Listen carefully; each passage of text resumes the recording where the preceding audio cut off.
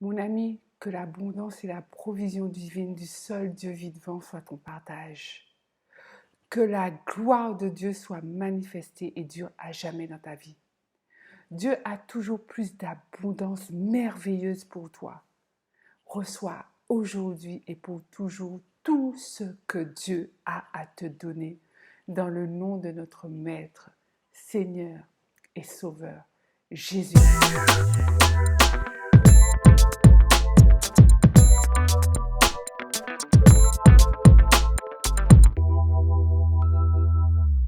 Mon ami, bonjour, je suis Lucia, je suis hyper heureuse de te retrouver aujourd'hui, bien comme chaque dimanche, pour une nouvelle étude biblique sur la chaîne La Voix de Dieu.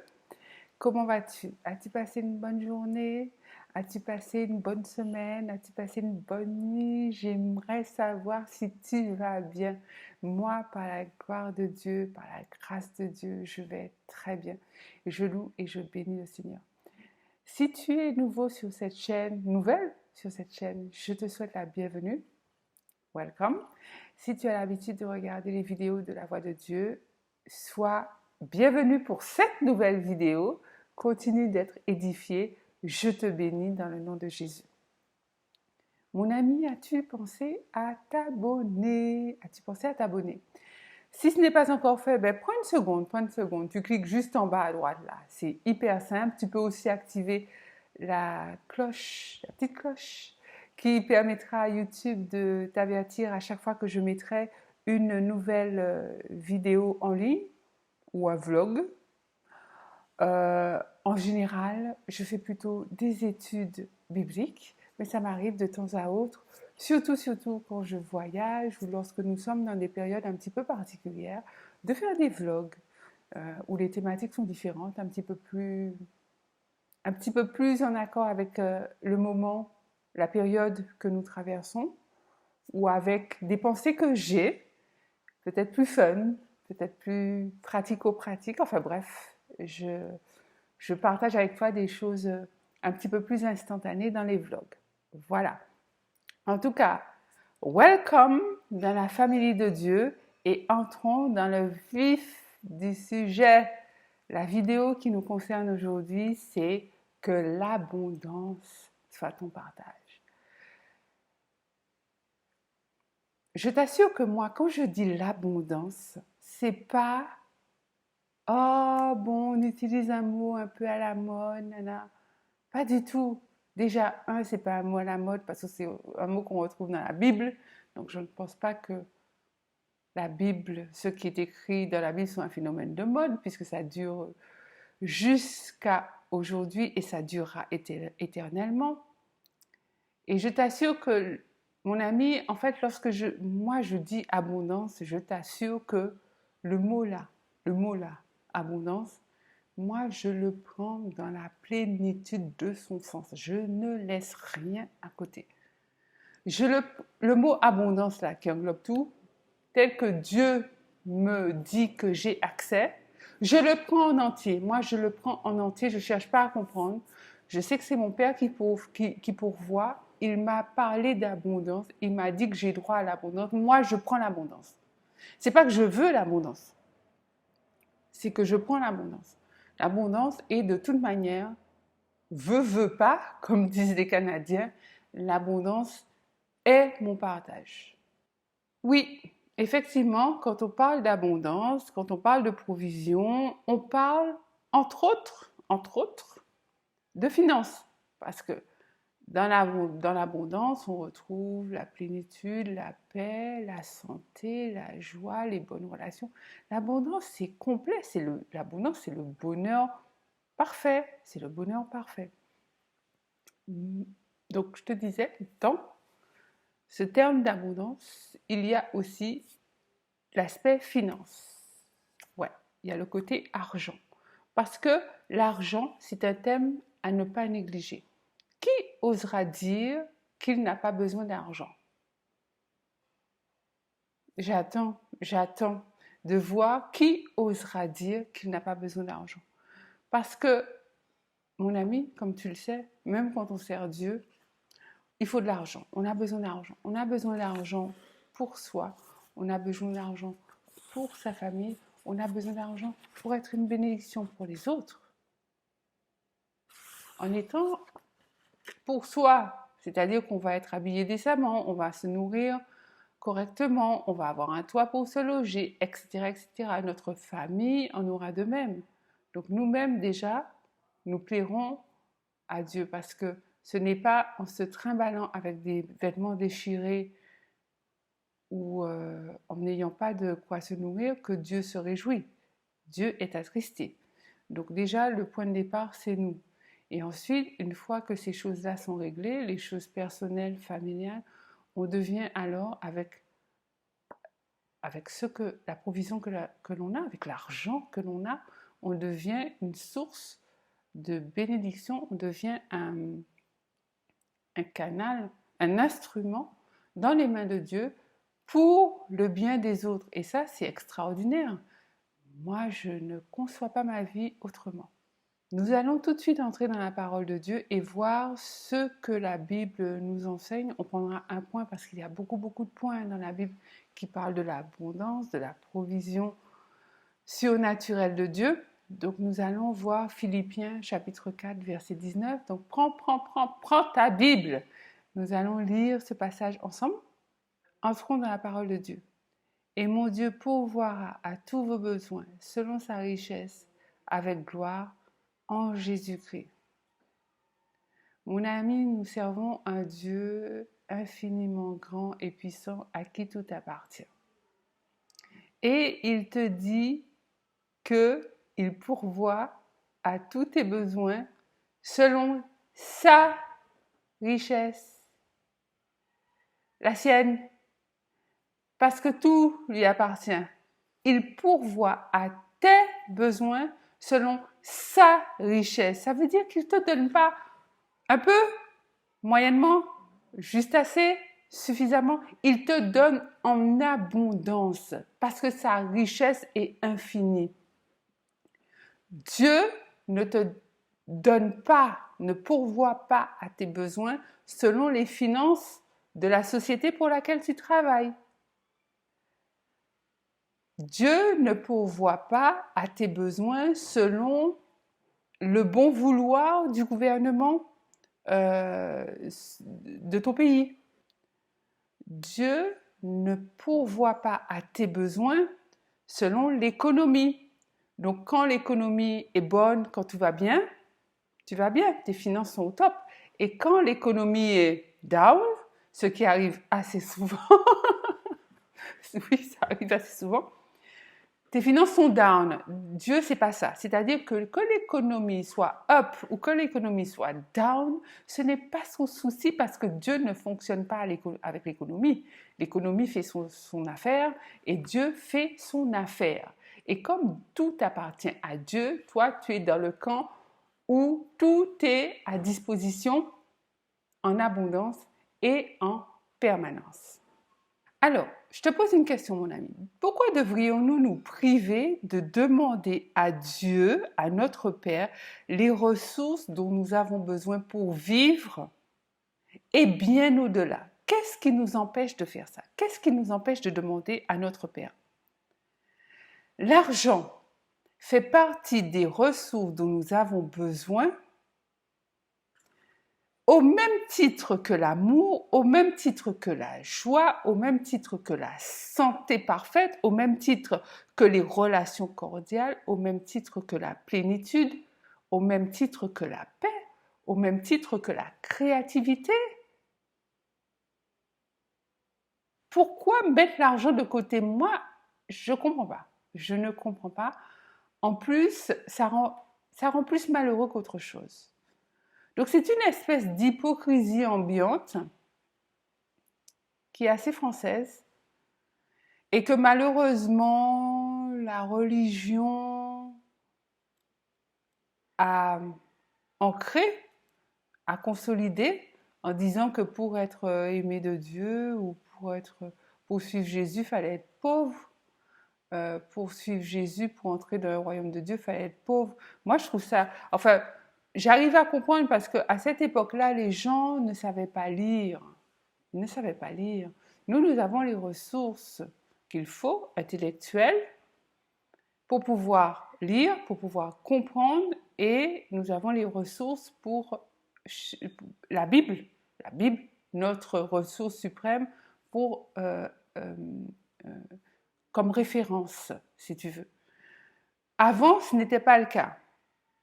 Parce que si avant, les gens savaient lire, ils auraient vu dans la Bible, partout dans la Bible, dans l'Ancien Testament, que toutes les personnes que Dieu a ointes, que tous les enfants de Dieu qui ont été appelés par Dieu, il n'y en avait pas qui étaient pauvres. Ils étaient riches, ils n'étaient pas classe moyenne, ils étaient riches. Ou ils ont au moins fini riches. Que ce soit Abraham, riche, David, riche, Salomon, riche. Je t'ai passé Isaac et Jacob, donc fils et petits-fils d'Abraham qui étaient riches. Joseph, son papa était riche. Donc lui, il est né riche, il a tout perdu et il a fini premier ministre de Pharaon, donc immensément riche. Jésus, puisque certains vont dire, ah oui, mais c'était l'Ancien Testament, et non, maintenant c'est le Nouveau Testament. Jésus a aidé des pauvres, des mendiants, des paralytiques qui faisaient la manche, etc. Comment veux-tu que quelqu'un qui soit pauvre lui-même, qui ait la tare, entre guillemets, qu'on lui demande de résoudre, comment veux-tu qu'une personne qui ait cette tare puisse résoudre la tare même que... Enfin, je ne sais pas si tu vois ce que je veux dire, mais ce n'est pas possible.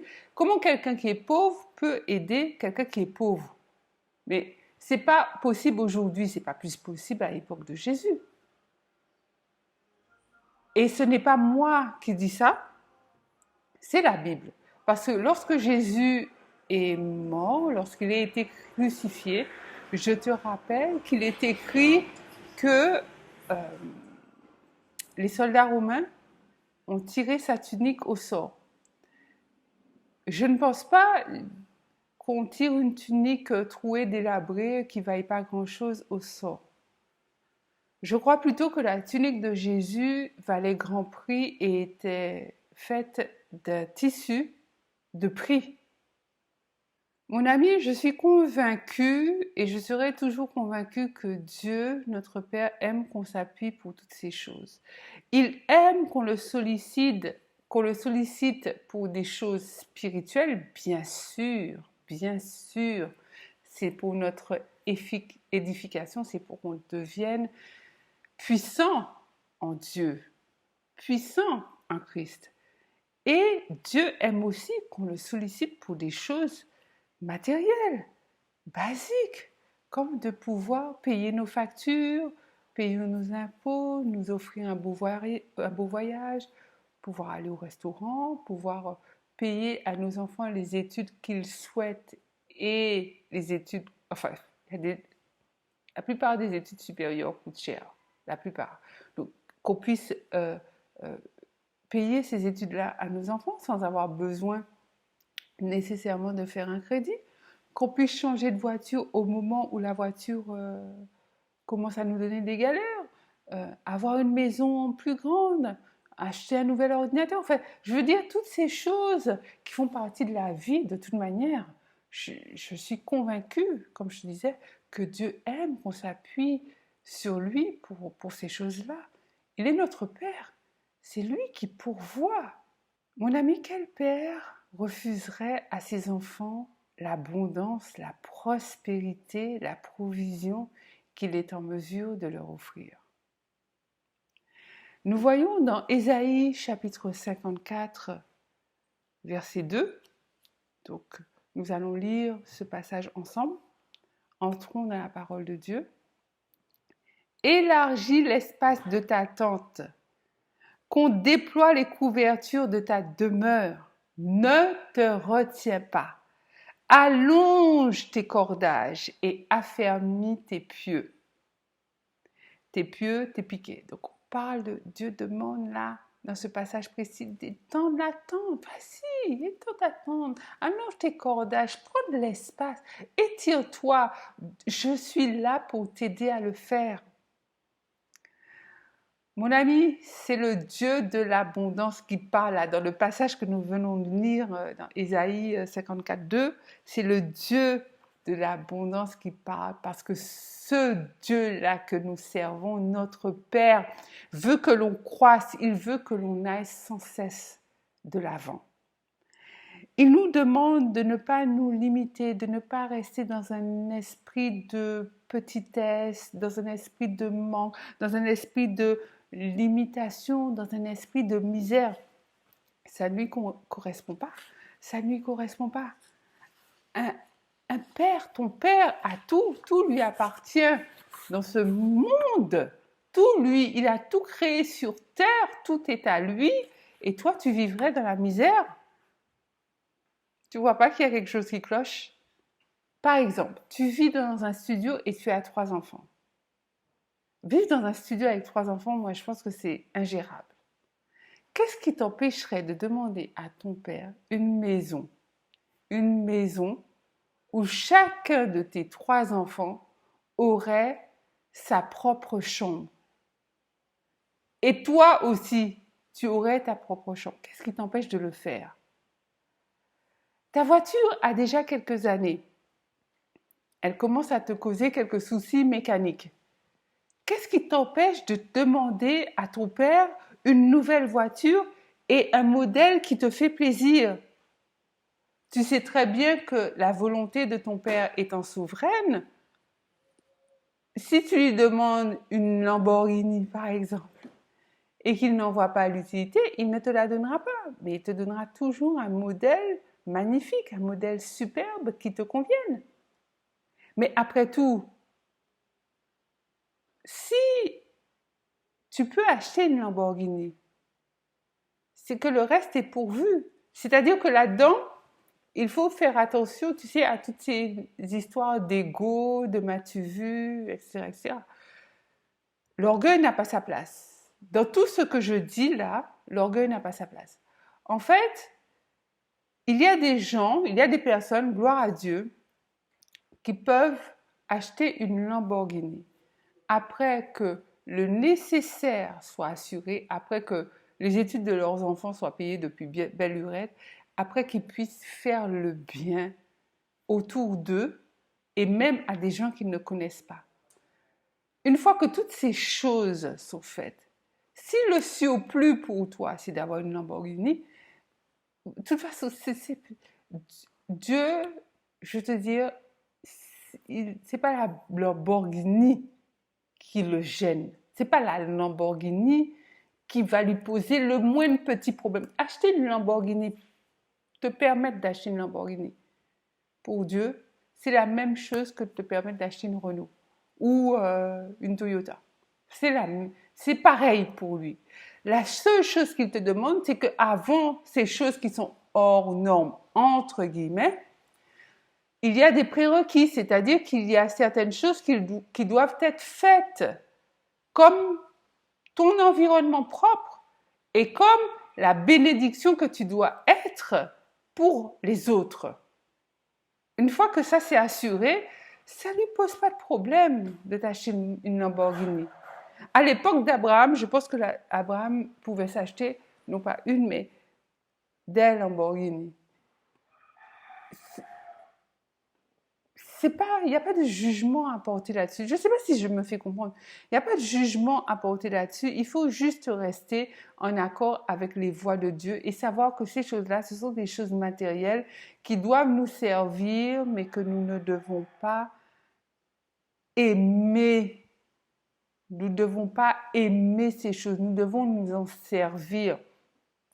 Ces choses-là, toutes les choses matérielles, sont des serviteurs pour nous. Nous sommes serviteurs d'un seul, c'est de Dieu. Mais toutes les choses dont nous disposons autour de nous sont serviteurs pour nous.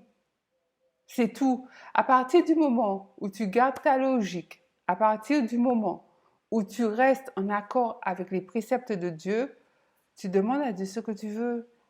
Il va voir si tu es suffisamment mature, si tu es parvenu à ce niveau de connaissance qui te fera distinguer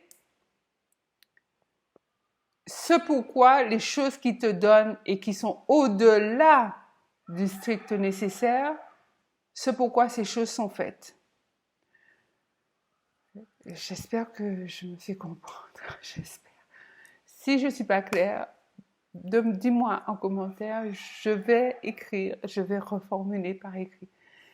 Voilà, c'est vrai que nous devons entendre, nous devons demander au Saint-Esprit de nous éclairer, de nous édifier, d'ouvrir notre intelligence, de renouveler notre intelligence sur ces choses-là. Sinon, on va sans cesse vivre dans le manque et ce n'est pas ce que Dieu veut.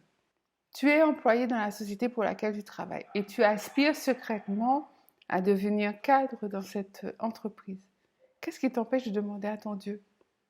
Tu penses que vraiment que notre Père, le Dieu que nous servons, Jéhovah, sera contre ton ascension professionnelle? Pas du tout, mon ami. En plus, il sait que par ton ascension professionnelle, tu seras une source de bénédiction pour ta propre vie et une source de bénédiction pour la vie des autres. Donc, il le fera. Dans le passage que nous venons de lire dans Ésaïe 54:2, le Seigneur nous demande d'étirer notre foi. Il nous demande d'étirer notre foi pour plus. Pourquoi? Parce que notre Père a besoin de serviteurs et de servantes qui soient à l'aise financièrement, qui soient dans l'abondance financière, pour être une bénédiction pour les frères et les sœurs qui sont dans le besoin. Grâce à l'argent, entre autres, nous pouvons être des sources de bénédiction dans la vie des autres.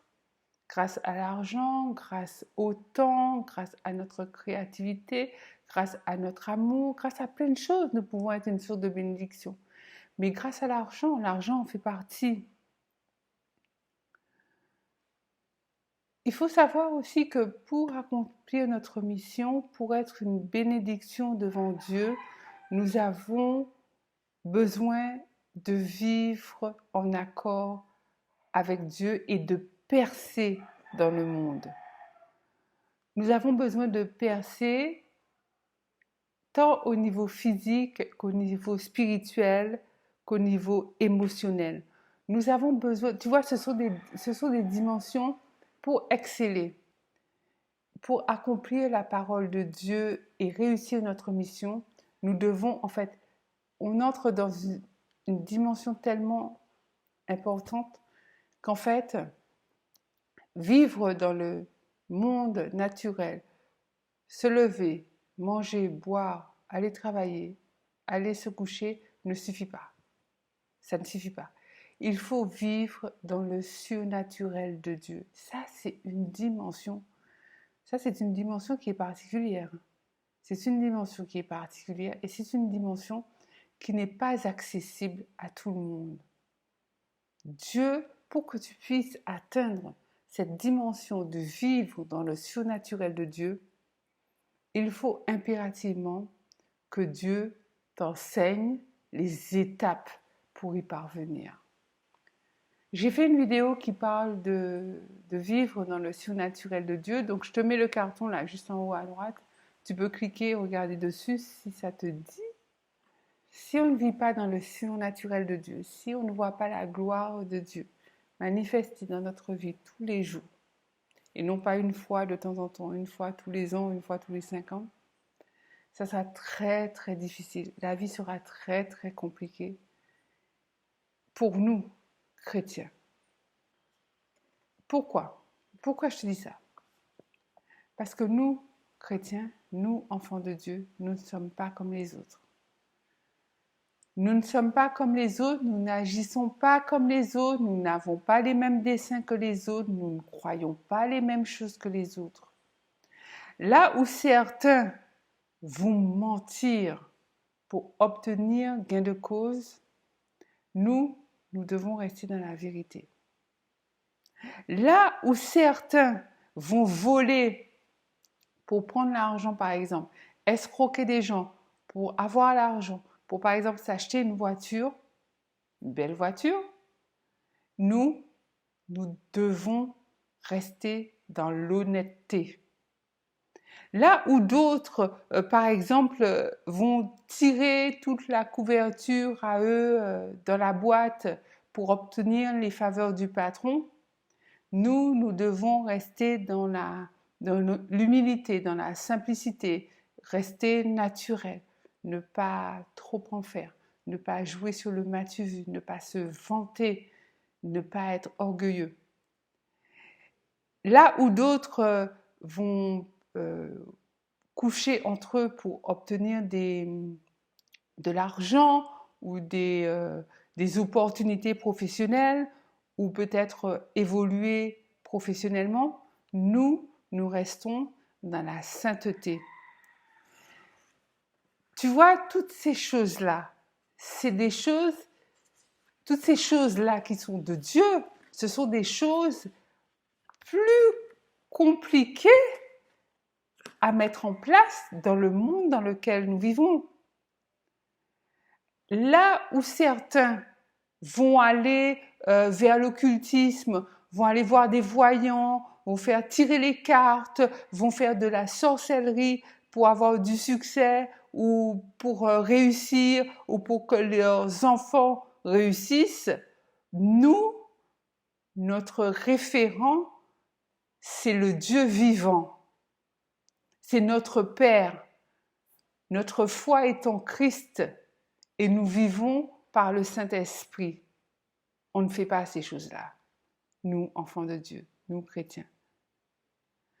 Donc c'est pour ça que je te disais que vivre dans le surnaturel de Dieu, c'est ta garantie. Demande au Père, parce que c'est ta garantie d'avoir une vie facile pour pouvoir, j'ai pas dit une vie sans défis, sans aléas, sans tracas, hein, mais une vie facile parce que ton rempart, c'est Dieu. Il te donne la puissance pour écraser toutes les montagnes qui vont se dresser devant toi. C'est le surnaturel qui te donne tout ça.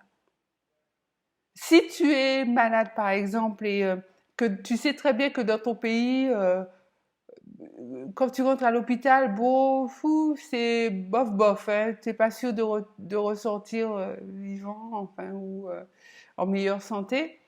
Si tu as l'argent, tu vas dans un autre pays. Mais qui te donne l'argent? Qui pourvoit par anticipation à toutes ces choses-là? C'est ton Dieu. Donc, mon ami, si tu comprends, gloire à Dieu, si ces choses-là demeurent encore floues pour toi, demande, je t'en supplie, demande au Saint-Esprit de renouveler ton intelligence, de te fortifier pour que toutes ces choses, pour que l'abondance, pour que la provision de Dieu soit ton partage à jamais.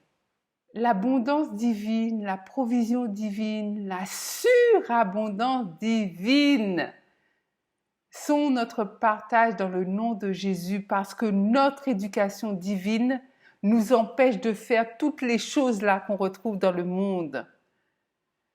Dieu est notre rempart, donc il sait que nous aurons à faire face à des défis, donc il pourvoit dans nos vies en surabondance. Mais il faut le vouloir, il faut l'accepter, il faut prier en ce sens et il faut considérer que c'est déjà notre partage. Donc mon ami, encore une fois, que l'abondance de Dieu soit ton partage dans le nom de Jésus. Que le Dieu de l'abondance, que le Dieu que nous servons, que notre Père nous ouvre en permanence les écluses des cieux.